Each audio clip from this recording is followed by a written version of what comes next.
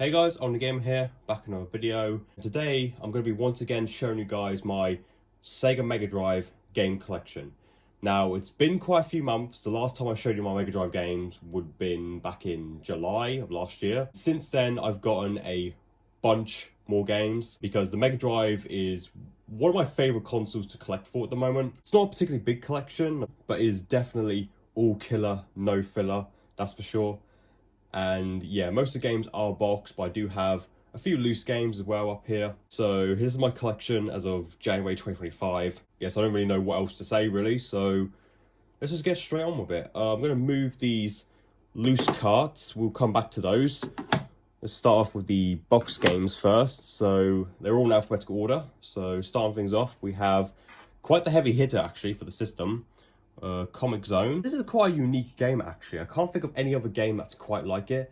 It's basically a sort of 2D beat 'em up where the whole concept is that you play as a comic book artist and he gets sucked in his own comic book by one of the villains that he created. The whole like concept and like the visuals are fucking amazing, especially for the Mega Drive.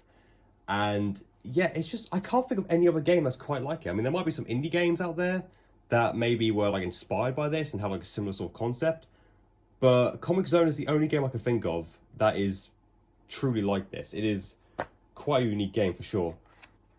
And yeah, my one copy is complete. It doesn't have the CD actually. I think all the copies back in the day, at least the PAL ones, came with a music CD to go along with it.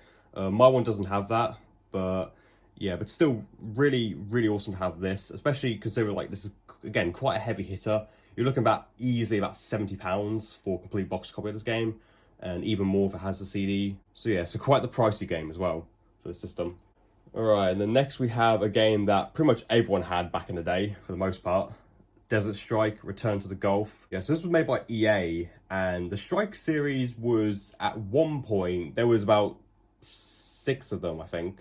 No, 5. There was about 5 games in the series, and I do own all of them. And at one point, this was one of EA's like biggest franchises before they ultimately just gave up on it for seemingly no reason. And yeah, it's a pretty cool game. It takes place in the Gulf War, and you basically play as a little helicopter. And yeah, it's really fun, you know. That was complete as well. EA games are known for having the much chunkier cartridge compared to, you know, like the standard Mega Drive games. So yeah, really solid game that is. And next we have Dr. Robotnik's Mean Bean Machine. Now this is a Sonic game, sort of. I mean, it takes place in specifically the Adventures of Sonic the Hedgehog cartoon from the early 90s. That's what it's based on. But this game in itself, it's a puzzle game, and it's basically a reskin of Puyo Puyo, the first Puyo Puyo. And yeah, they basically reskinned it and changed all the characters to ones from the show. So it's a Sonic game, but only really in you know, in everything but the gameplay pretty much, because it is literally just Puyo Puyo. Very fun game. Of course, if you like Puyo Puyo, it's, you know, the same thing, just reskinned. And yeah, they also did a version for the Super Nintendo, which was Kirby themed. I think it was called Kirby's Avalanche or something. Yeah, and there was a few others as well, before Puyo Puyo eventually would see its way like outside of Japan. It was, you know, under the name Puyo Pop for a while, and eventually like Puyo Puyo Tetris and stuff got an international release. But yeah, but back in the day, they didn't think that Puyo Puyo would sell outside Japan, so that's why they had to reskin it into Mean Bean Machine and Kirby's Avalanche and stuff, you know, to get more sales by you know, attaching a popular IP to it. And next we have Jungle Strike, which is the sequel to Desert Strike, as you can see right there. Basically more the same thing as Desert Strike, except this obviously takes place in more like a jungle environment. There's also more vehicles in this game as well. There's a hovercraft as well as a bike. Never made it that far though in the game to where you use those extra vehicles. But yeah, but still another really solid game. If you like the first game, definitely like this one. My copy doesn't have the manual. I am going to replace this at some point because the case on mine actually doesn't shut properly and it's missing the manual. So yeah, this is definitely going to get replaced at some point. Because it's just in pretty poor condition, but yeah, still happy to have the game though. Next we have one of my absolute favorites for the system, RoboCop versus the Terminator. This is an absolute must play. If you own a Mega Drive, you have to have this. Unlike a lot of these other games which I'll be showing off, which you could play through various other means, like game compilations, for example, or various re-releases.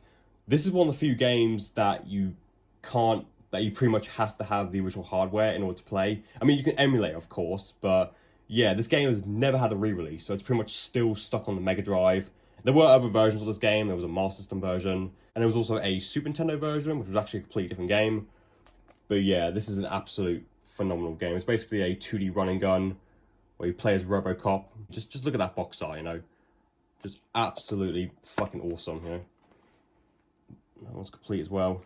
Yeah, can't recommend this game enough. Also, the soundtrack just fucking slaps in this game. It is, oh man. I can't gush enough about it. It's so good. Then, of course, we have the series that define the Mega Drive, the Sonic series. I'll go pretty quick with these because there's quite a few. I have every Sonic on the Mega Drive, actually.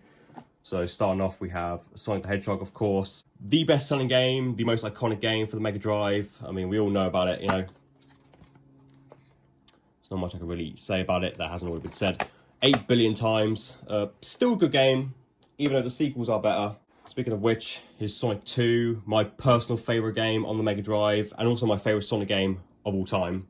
Yeah, I've played this game easily over 1,000 times over the years on various different systems. Yeah, I would say it's still a masterpiece, still holds up to this day. Alright, next we have Sonic Spinball, which is a pinball spin-off game. I thought this one was just kind of alright. I mean, it's kind of fun for like the first like stage or two, but then it kind of gets old after a while. I mean, I don't hate it, but it's not like, you know, a must play or anything. I mean, I'd only really recommend it if you're like really into Sonic, you know, and you want to play all the games. But you know, it's not bad, not bad at all. All right, next we have Sonic 3, another absolute masterpiece of a game.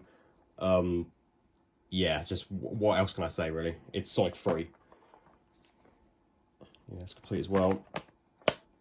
I did also do a Sonic the Hedgehog game collection video a few months back, so if you want to see like all the other Sonic games I own, because I own quite a lot, you can find that on my channel somewhere. I did a big collection video showing off all my Sonic games. Alright, now moving on, we have Sonic and Knuckles. This is the only Mega Drive game I own not to come in a traditional plastic case. This one comes in a cardboard case. Yeah, they cheaped out. But basically, this is the other half of Sonic 3. And you can also attach Sonic 3 on Sonic and Knuckles to get the full Sonic 3 and Knuckles experience, which is basically the game that we should have gotten in the first place. And then you can also attach Sonic 2 to it and play as Knuckles in that game. So, yeah. And this one's complete as well. There it is. So, yeah, really, really happy to have this with the original box as well, especially in this good of condition. Because usually finding this game online in good condition is like really, really difficult, especially because like it's a cardboard box. And yeah, and after like 30 years, they really don't hold up well at all. But yeah, this was a CX purchase actually. So yeah, really surprising that I got one in this good condition. All right, moving on, we have Sonic Compilation, which is a compilation title. No shit, Sherlock.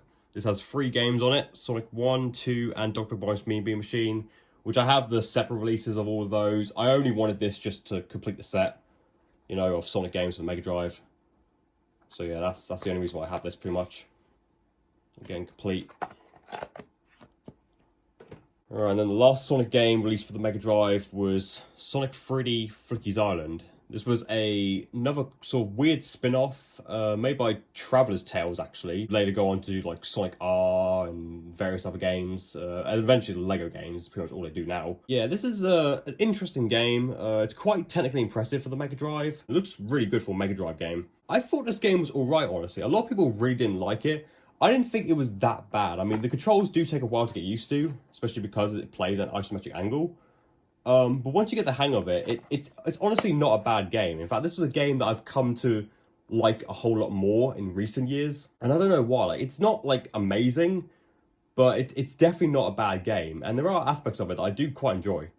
So, yeah, so that's my thoughts on that, pretty much. Next, we have another absolute classic for the Mega Drive. We have Street Fighter 2 Special Championship Edition. There was a million different versions of Street Fighter 2. Some were exclusive to different consoles. Like this version, Champion Edition, only came out on the Mega Drive, at least console-wise. And the Super Nintendo had Street Fighter 2 Turbo. Both systems had Super Street Fighter 2. And then Super Street Fighter 2 Turbo had like a 3DO port. It's quite confusing, but yeah, I mean, we all know Street Fighter 2 is like the most famous fighting game ever made. So yeah, and that's complete as well. I mean, obviously, like, if you're going to play Street Fighter 2 now, it's best to get, like, the 5th Anniversary Collection, which has all the versions anyway. So there's no real point of going back to this now, other than, you know, nostalgia if you grew up with it. But, you know, still a must-own for the system. Next, we have another one of my favourites of mine. This is a very recent addition to a Mega Drive collection. I've only had this, like, a few days now. And that's Streets of Rage 2. This is also one of my favourite games on the system. I absolutely love Streets of Rage. I play through all the games. I absolutely love this franchise. When it comes to beat-em-ups, Streets of Rage has always been my favourite, you know. Always. I absolutely love this series. And this is probably the best one, I'd say. If you haven't played Streets of Rage 2, I don't know what the hell you're doing. This is an absolute phenomenal game. I cannot recommend it enough. This is a 10 out of 10, easily, you know. This is a masterpiece, without a doubt. Alright, then next up we have Toy Story. Obviously based on the original movie. So this was also made by Traveller's Tales, who also did Sonic 3 Flicky's Island. And it's another game that shows off the capabilities of the Mega Drive quite well. Again, similar to Sonic 3D, it has a 3D pre-rendered sprites. That style was mainly popularized by like Donkey Kong Country on the Super Nintendo. It's a 2D platformer, obviously based on the movie. And yeah, it's a alright game. I'm not really like, I don't know whether or not I like it or not, if that can make sense. I don't know, I played it a few times now, and every time I play it, I don't really have like a definitive opinion on it, on whether I like it or not. There's certain aspects I do like, but at the same time, there's also quite a lot of frustrating aspects, like some pretty difficult levels in this game as well. Yeah, and I never made it too far, either, but yeah, it's just, you know, it's cool to have. It's not like an amazing game or anything, I'm just gonna be honest. Alright, then next we have the last of the EA Strike series. We have Urban Strike, the sequel to Jungle Strike. So yeah, so this one, not many people played this one compared to Desert and Jungle. Like, those games were pretty popular back in the day, but I feel like not many people played Urban Strike, which is a shame, because this is a really good one as well. Again, it's mostly the same thing if you played Jungle and Desert Strike. You know, it's basically the same thing, but with like, obviously like more, well, urban environments and stuff. And I believe this was also the game as well that had like on foot missions. There was some parts like near the end where you can actually like get out of your helicopter and like shoot and stuff. And apparently those parts were like really bad, like they controlled really bad or something, from what I remember. I never actually got that far myself, but that's just what I've heard from reviews. But yeah, there it is. I've also got the, what was it, Soviet and Nuclear Strike, the two that came out on the PlayStation. I also have those as well, so I've got the entire Strike series. But yeah. Now, this is another one of my favourites, Vector Man. I absolutely love this game. It's a 2D platformer. Again, similar with Toy Story and Sonic 3D. Another game that uses 3D pre-rendered sprites. Another game with a phenomenal soundtrack. Again, I could gush about this game all day, but we haven't got the time for that. Just play this game, all right? That's all you need to know. Just play this game. It's amazing. And yeah, another one that's complete.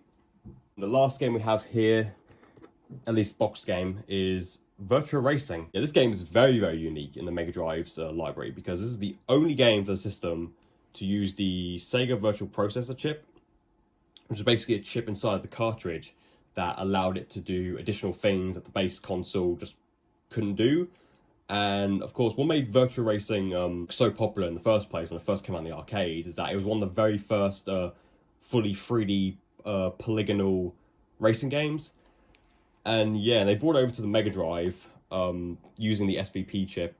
And, you know, for a console port back then, it's pretty damn impressive, you know. I mean, like, not many Mega Drive games have 3D polygons. I mean, I know there's a few other than this, but yeah, it's just a technical marvel that even runs on a Mega Drive. I mean, obviously, like, the Virtua Racing Deluxe for the 32X, which is more or less just an updated version of this, is a lot better, of course, but, you know, I mean, considering the hardware, I mean, this is, like, a technical achievement, you know. You could even consider it, like, one of the first impossible ports.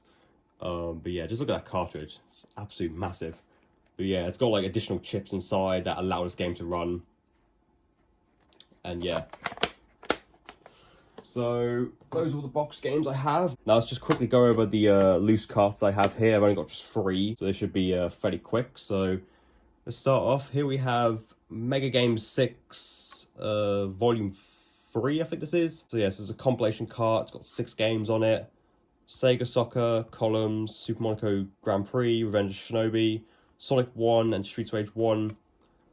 And then I've got another Mega Game 6 cartridge, which I know these aren't in the best of condition. I've had these for a long ass time, and they just came like this. I brought out a cardboard sale. So yeah, I know these are in terrible condition, but they do still work. This one is Mega Game 6, I think Volume 1. I think there was like 3 of them. There was 3 versions of Mega Game 6, and there was like Mega Games 1, 2, and 3 and stuff early on. But yeah, this one has, I think, World Cup Italian 90, Super Monaco GP again, I think, Streets of Rage 1, Revenge of Shinobi, Columns, and Golden Axe 1. And then the last game we have here, this is actually a North American Genesis game. We have Vector Man 2. So yeah, so the sequel unfortunately didn't come out in Europe, which is why I had to get a Genesis copy. It only came out in North America. But this will work on a PAL Mega Drive, because I've tested it out, and it does work. But it just plays a lot slower, because obviously the PAL Mega Drive ran at 50 Hz, whereas the Genesis was 60 Hz. So yeah, it will play, but it's just like the music and stuff is noticeably a lot slower. But yeah, not as good as the first game, but still, it's more Vector Man. You can't go wrong. It's still a really good game. And yeah, so there you have it, guys. That is my entire Sega Mega Drive game collection. Let me know down in the comments, what are your favourite games for the Sega Mega Drive? Give me like a top 5 or something, because I'd love to know. Yeah, it's just an absolute phenomenal console. There's still more games, like a lot of absolute classics I'm missing, Like, I don't own Aladdin, for example. I really want to get that. Theme Park is another one I really want to get. I do own that for PS1, but not the Mega Drive. I'd like to have that. I would love to get the other Streets of Rage games physically as well on the Mega Drive. Streets of Rage 3 especially, but that one is stupidly expensive. I mean, just look on eBay. That one goes for an insane amount nowadays. Like, you're talking about close to like £200 for a complete copy. Yeah, I would love to own it, but there's no way I'm spending that much. There's just no fucking chance. The Shinobi games as well, Revenge of Shinobi and Shinobi 3. I'd love to own those as well. Those are amazing games. The Golden Axe games, of course. There's just so many classics. I could be here like all fucking day just naming classics for the Mega Drive. It's such an amazing console. Yeah, and I'm looking forward to expanding the library even more and buying more of my favourites, because there's still a ton more Mega Drive games that I've played that I don't own physically, which I'd love to. But yeah, so anyway, hope you guys enjoyed this video. Of course, don't forget to like and subscribe. And I shall see you guys in the next video. Until then, take care now.